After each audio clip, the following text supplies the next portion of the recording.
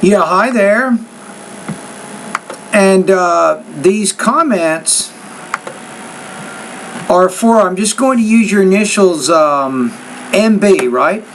So you watch my video, I put together a video, and it says how well do you have to do to get 25 in the speaking section. There's not really a 25 score. There's actually a 26 score, right?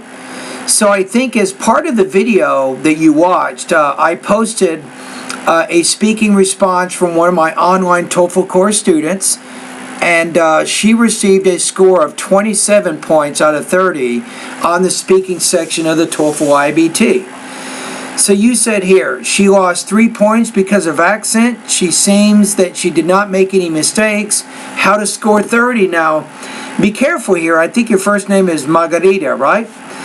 You're assuming that, they only looked at her pronunciation, but remember, when you're doing the TOEFL speaking, there are 6 speaking tasks. The first 2 speaking tasks are independent, personal experience speaking tasks. The second 2 speaking tasks, they have to do, or they're integrated tasks. One of them, integrated speaking number 3, it's reading, listening, speaking, and it's more about casual or campus-related type discussions, so that's that. Then you have the academic speaking task number 4, which is reading, listening, speaking, academic. Then you have speaking task number 5, which is listening, speaking, and it's more focused on campus-related topics. And then number 6 is academic, right? Which is focusing on listening, speaking. So remember that she may have lost some points not just because of delivery. She probably lost some points maybe because of language use. She might have had some language use problems, either vocabulary or grammar, with one of her speaking tasks, or she could have had some problems with topic development. Do you see what I'm saying? So what I don't want you to do is to just look at this video and say, well, she was perfect, so she got, 27 points here. Because we don't know exactly what happened when she took the TOEFL IBT exam, right? All we know is some of the practice that she's done at my website, and I actually have recordings of that, and then I can compare that with her score. It's okay, here's a student who got 27, here's what a 27 score sounds like. That's what I did. Right? So to answer your question, and I've answered this question before, how to score 30 points out of 30, that is your question, right? Okay, it's easy. Well, it's not easy, it's hard, but first of all, with your delivery, you do not need to have perfect pronunciation of all words and things when you're speaking.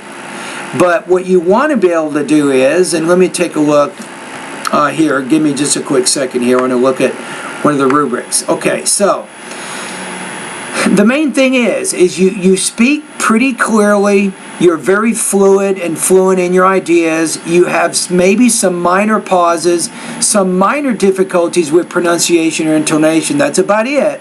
But any of these problems do not affect your overall ability to be understood. So if you can do that, that'll give you at least a perfect score in delivery. That's one thing you have to do. All right, for speaking, let's talk about language use. You have effective grammar and vocabulary. That means that you're using natural sounding expressions and grammar. You cannot say, for example, how many years do you have when you want to say how old are you. So how old are you is more natural. How many years do you have is not a natural expression. So you need to be using natural sounding expressions. Now, in addition, with language use, you need to have good control of both basic and complex grammar. If you can do that, it's possible that you can get a very, very high score, maybe even a perfect score in the language use category. Now, you may have some minor or systematic errors with either vocabulary or grammar, but they do not affect the meaning of your ideas. So that describes what you need to be able to do for language use in order to get a perfect score. Do you see what I'm saying? All right, let's talk about topic development. So your response, it doesn't have a lot of awkward pauses and hesitations, and your response answers the question. So whatever the speaking task is, whether it's speaking task 1, 2, 3, 4, 5, or 6, you are answering the question, and you're giving details and things to do that. In fact, you need to have a well-developed and organized response so that the IBT human raters can easily see how your ideas are organized. So that's it. So how do you get a score 30? You need to follow. You need to be able to do well in delivery, language use, and topic development areas, I think, of the speaking, as I just described in this video. If you can do these 3 things, you will be able to get a score of 30. All right?